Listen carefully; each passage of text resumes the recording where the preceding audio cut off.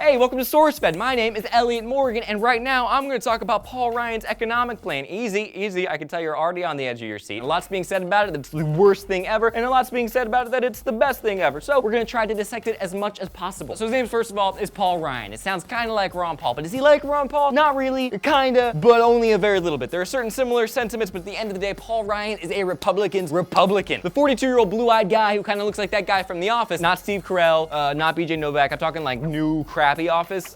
Gabe, I think is his name. So he has a simple rule. If you want taxes down, you can't just lower taxes. You also have to cut spending, and that is not popular with a lot of people. If you cut spending, then you spend less. Pretty crazy, right? So we're gonna travel all the way back in time to 1976. That's not true. Time travel is impossible. But anyway, there was this writer for the Wall Street Journal, and he referred to Democrats as the spending Santa Claus. Everybody loves the spending Santa Claus. He referred to Republicans as the Santa Claus of tax reduction. That sounds boring. He stated, there's something in the Republican chemistry that causes the GOP to become hypnotized by the prospect of an imbalanced budget. They embrace the role of Scrooge, cutting spending, playing into the hands of the Democrats, who know the first rule of successful politics is never shoot Santa Claus. So I think I kind of understand that metaphor, and at the end of the day, I really just wanted to include Santa Claus in some political piece. But the idea here is that not spending isn't just something that we don't like to do on a personal level, because I know personally I like to spend stuff all the time. It's also something we don't like to do on a governmental level. So on one hand, you have the Democrats, and they're creating all of these programs, but then you have the Republicans who want to cut those programs. Do they do it because it's malicious? Maybe. At worst, these cuts are malicious. At best, they're just political. Okay, if we don't have the money, not spending money does make a lot of sense. It's not really the American way. I'm pretty sure we're supposed to buy like BMWs and have payment plans and drown ourselves in debt. I think that's the American dream. I could be wrong. I'll update you if I find anything else out on that. So Paul Ryan's plan is to cut spending from their projected levels. It's basically putting a cap on the increase. So instead of the line graph of spending going like this, it'll go like this a little bit. It's like less spending. So Paul Ryan would cut spending almost everywhere, including altering the way Medicare works for the elderly, as well as a massive bite from Medicaid. The problem that we're facing in this country right now, I mean, amongst all of the other problems, is that we have a bunch of old people. Old people are being born way faster than they're dying, okay?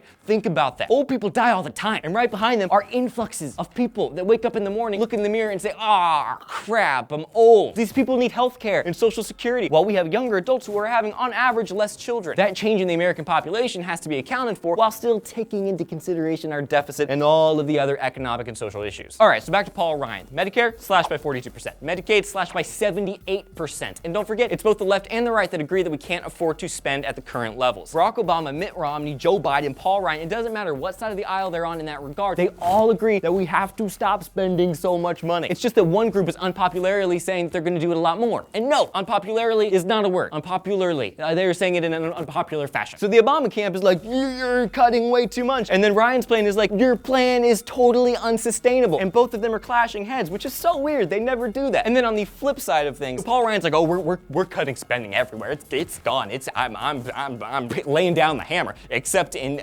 defense, which I will be dumping $100 billion into, which is a 15% increase compared to what Obama did. Other than that, though, everything is cut. And defense is like the biggest amount that we spend on anything. Be that as it may, we need defense. I kind of understand it, but I kind of don't. Story of my life. The big difference between Paul Ryan and all the other Republicans is he's kind of a no BS economist who sees a lack of money and an excess of spending. Whether the cuts he's doing are the appropriate amounts and whether voters will be cool with him increasing defense by 15% is kind of up to you. If you disagree, you don't vote for him. And if you agree, you vote for him. This is how it works. And keep in mind that I am no politician and I'm not an economist. I'm just trying to figure out what all of this means using like Google and my brain, which sometimes those two things do not work well together. So whatever your political affiliation is, I would at least encourage you to listen to what the other side has to say, even if you think it's dumb. My personal opinion is that the biggest problem with politics is that each side treats the other party horribly. It's not the policies. Some of those actually are stupid. But when Democrats act like the Republicans are solely like rich people loving hypocrites, or Republicans act like Democrats are evil communist people, the good parts of both parties tend to get overshadowed by sensationalism. And then nothing changes. As far as Paul Ryan's economic plan goes, I'm still a little confused by it. A lot of it's really vague and I'm constantly learning more about it. So that being said, if I learn something that tips me either staunchly for it or against it, I'll let you know. Until then, man, politics is fun, right? Right? I mean, come on. It's a bunch of people taking things way too seriously, and you have lies, and you have deceit, and you have manipulation, and underneath all of that, buried under all that crap, you have people who actually want to improve and fix our country. It's kind of fun to watch, and sometimes fun to be a part of. So what are your thoughts on this crazy, convoluted Paul Ryan economic plan? Let me know in the comment section down below. Also, while you're down there, you have the option to like this video, and you can subscribe to this channel and click this annotation for our 5